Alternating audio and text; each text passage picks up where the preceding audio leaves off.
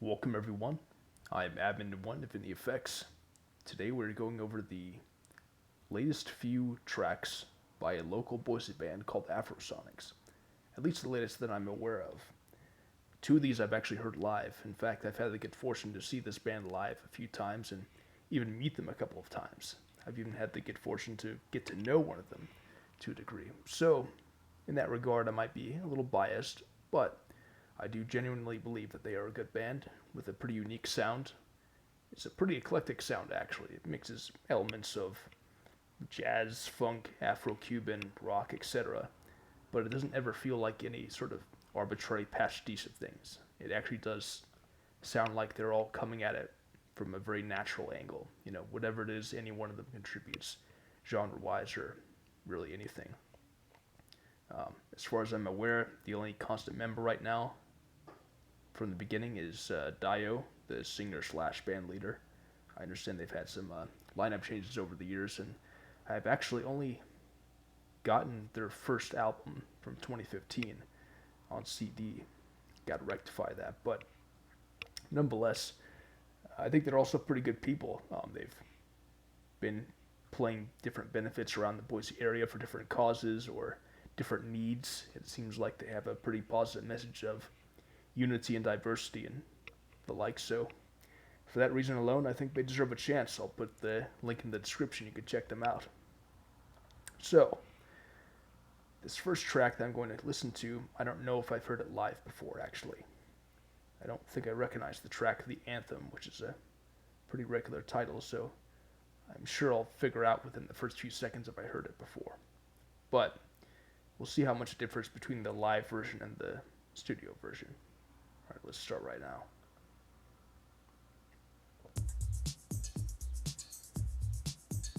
Alright, so this is pretty interesting. There's like an electronic beat with looks like a slight hits of what sounds almost like, not steel drums exactly, but one of those kind of caved in things used as a percussion instrument. Whoa, there's a little chant there. Yes, I've heard something like this before. Although actually, there's actually a couple remix versions there. We might go over at a different time, a different video, but yeah, it's interesting how, you know, the drum beat sounds very upfront, and then you get the vocals that are very reverbed. And I'm hearing these little flourishes added with organ. Everything's gradually building up, but there's still the constant vocal chanting over the top. Excuse me. This does actually sound like it could be like an anthem. Like, I don't know what's being said exactly, but it sounds like it could be like their flagship song in a way. It has that feel about it, and I can hear the organic percussion coming in as well.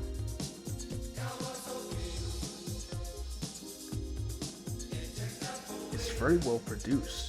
I don't know who produces this band, but maybe they produce it themselves to a degree at least, but it's very clean. I get the sense that they use the studio as an instrument in its own right. It's cool that now that they've built it up enough. Oh, there's a new chant there. It's pretty good. What I was going to say is that they built it up enough to a, kind of like a fever pitch, and then they subtracted some of the layers to, kind of let it sit as they go back to drum and bass. Then they started adding more based on this new vocal chant that they settled on, which is, denser, shorter, lower. Then they bring back the old one. It's very patiently and thoughtfully arranged, I think, in terms of layering and, what they introduce when.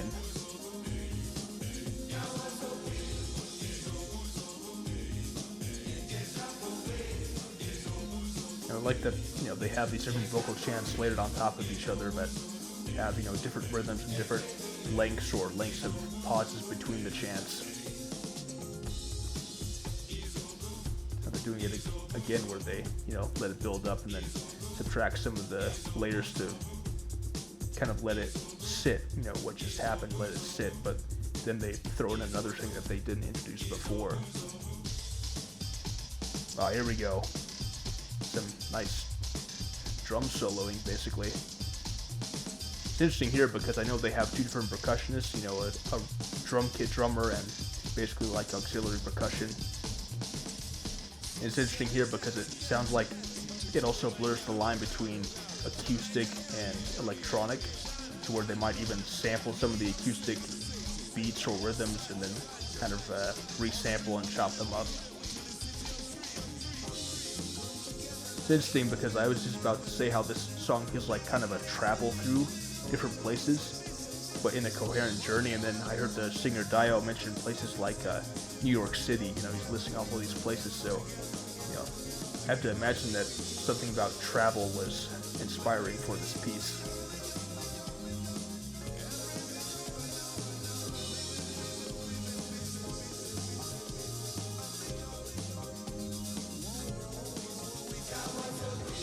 Yeah, there's so many different layers and elements to this stuff. You know, they have different production styles or different layers of it. You know, they kind of seem to play different parts of the earphones that I'm wearing. There's a lot of thoughtful panning of sound. It's interesting because I don't normally think much about production, certainly in my own music if that's not obvious already, but here it sounds like a pretty integral part of the music. Yeah, I like that they brought it back down to basically where it started, but with acoustic drums in place of electronic ones that opened up the track.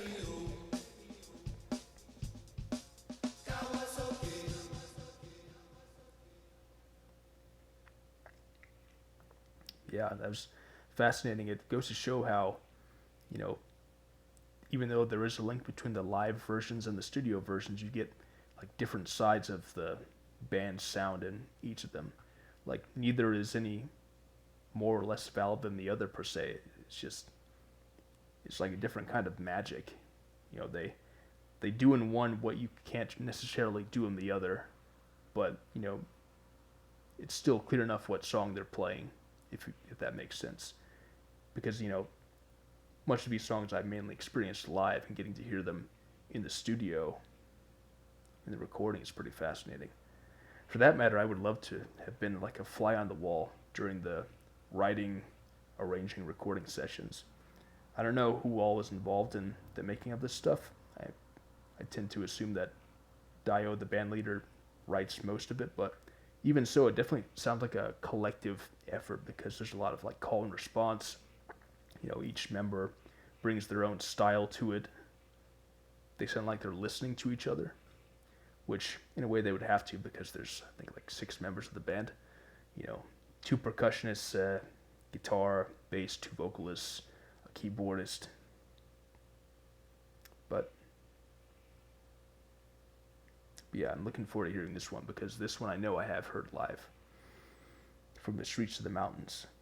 Before I dive into it, I'll say what I remember of it live was that it was a very big, open sounding track with kind of a halftime sort of beat that wasn't exactly, you know, totally straight ahead, but, you know, it would take a while for, say, the snare hit to fall, and lots of keyboard flourishes and overall triumphant feel to it. I sometimes feel that over the course of getting caught on this or that element of a track, I sometimes glide over other aspects of it that are good, but I'll try to hone in more on that here, just in terms of like the way that, you know, the individual melodies are made and maybe what kinds of moods they may have been going for. So, check this out.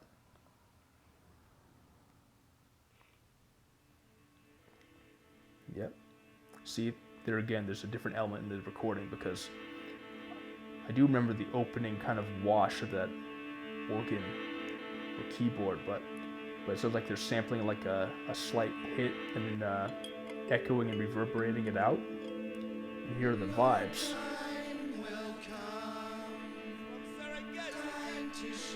It's amazing because here it sounds sort of abstract where, you know, the layers are harmonically in sync and everything, but they are not necessarily following each other totally rhythmically. And then here you get the rhythm coming in and locking it. And then it all makes sense. And here again we have the mix between the big open ambient production and what sounds very up close, like almost in your ear with the singing right now. It really does feel like it's evoking streets and mountains at the same time. And you have this kind of hard, almost disintegrating sound of the synths. It climaxes into something else. Like every second there's something new, something fresh about the track, but it still sounds like the same track. It's amazing. Here are like timpanis. I think it's timpanis. Definitely more auxiliary percussion.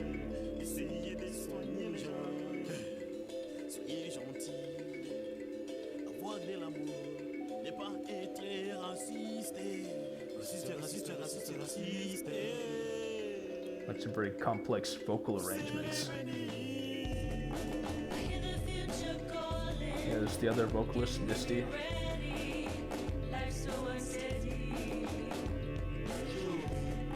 Oh yeah, I can hear all these multi-tracks in both of their vocals, and then the way that they're laid on top of different vocal lines, and I just wonder how this stuff is arranged. Yeah, this has, again, a different feel from the live version, but no less potent. It's like everything they write has different sides to it, you know, within certain versions and across versions. And that's before getting into the remixes.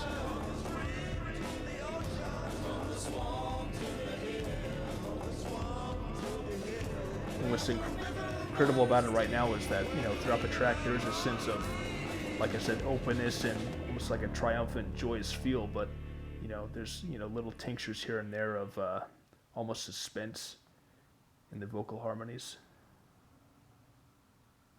I like how they closed out again with what they opened up with sound like that sample of a hit, or maybe it's not a resampling of it per se. I don't know, there are a lot of questions to ask about many of these tracks, you know, how they were written, recorded, produced, etc. But I've harped on that enough, I understand. So, we have one more track to go through for this video, and it's actually findable on their main website. I don't think it's on here. Maybe it is, but at any rate, it's a good excuse to show you their website.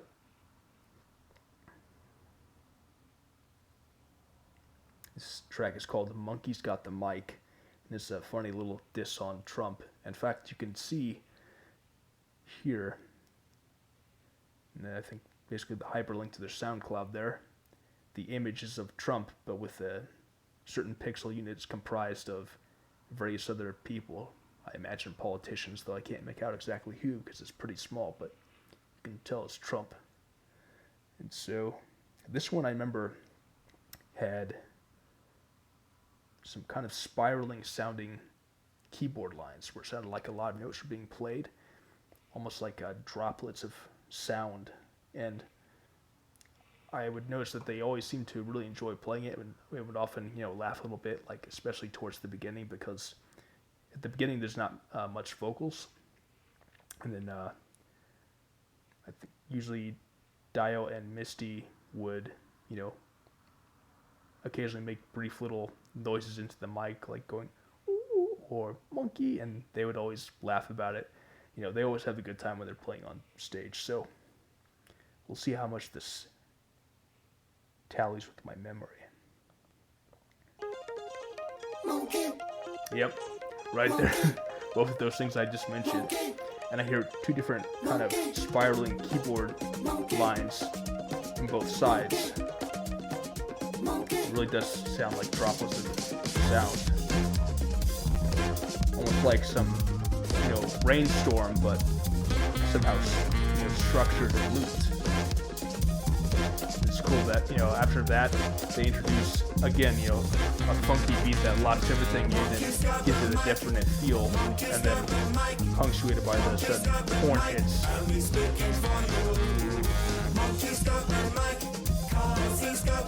You know, you hear one thing and you think it's going to be like a certain genre, and something else is introduced that's from a different genre, but it doesn't feel smushed together. It all sounds like its own thing. It's also cool because, you know, this track I think is mainly based on that underlying loop they hear at the beginning. But over time they, you know, introduce different vocal lines that are, you know, a bit more involved than the last one, even if just in like rhythm and how much they say per line. And they says you're gonna pay. If this is just that swings around. Monkey, monkey. Only flattery can bring the monkey down. Monkey, monkey. Monkey says what's on his mind. It's funny because from his I didn't notice that line before. Flinging shit from his behind. That's funny. But I was going to say, you know, that underlying line they hear from the beginning has more of a sense of panic and humor at the same time with all the stuff that's happening on top of it. They do the same thing with the horn lines. They start to make it more involved slowly, and it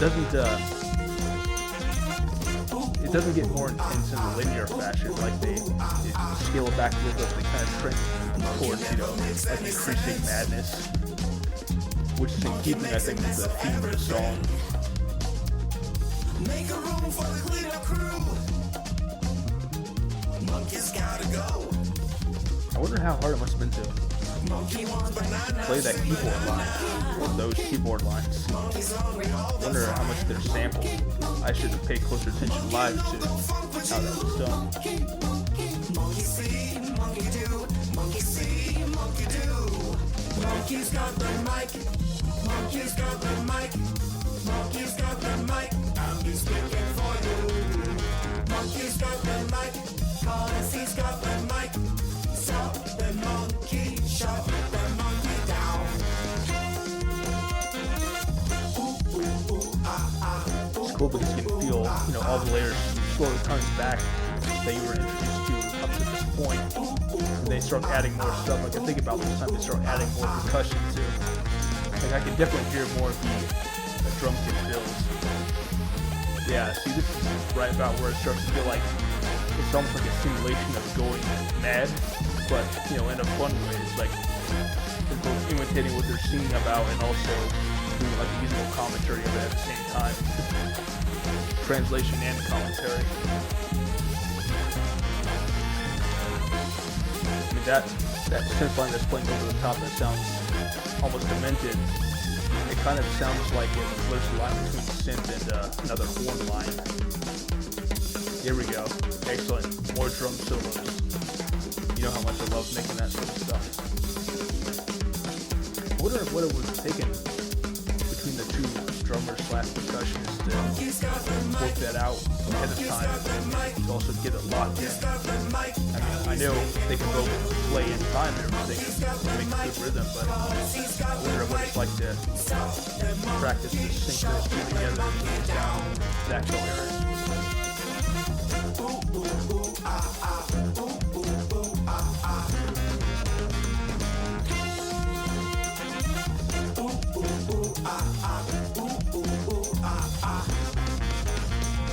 Monkey's got the mic, monkey's got the mic, monkey's got the mic, I'll be speaking for you. Monkey's got the mic, cause he's got the mic. Stop the monkey, shut the monkey down. Yeah, for that matter, I wonder what it took to come up with all that drum part, especially towards the end, because after a certain point it became more involved the whole way through. But anyway, I think that's the latest track that they released sometime last year. So that's the latest from the Afrosonics. Thanks for watching, and hope to hear more from the band over time. If nothing else, I'll still show up live. But I'm really looking forward to hearing where the band sound goes next. Like I said, there's been some lineup changes over the years, but I think this particular one has stayed pretty steady over the past few, so they've definitely had time, I think, to really develop that sense of interplay and their unique sound and everything. And I think for that matter, I should take time at some point to go over their discography past the latest few things. Like I said, I had their first album. I've listened to it a handful of times, like in the car. I like that too. It's interesting to really, chart the band's direction over time and see how they've, I mean, again, I say they loosely because the lineup has changed a lot, but just the way that, it's evolved and they hone in on different things. But, that's another story. So I'll see you all then. Thanks for watching. Have a good one.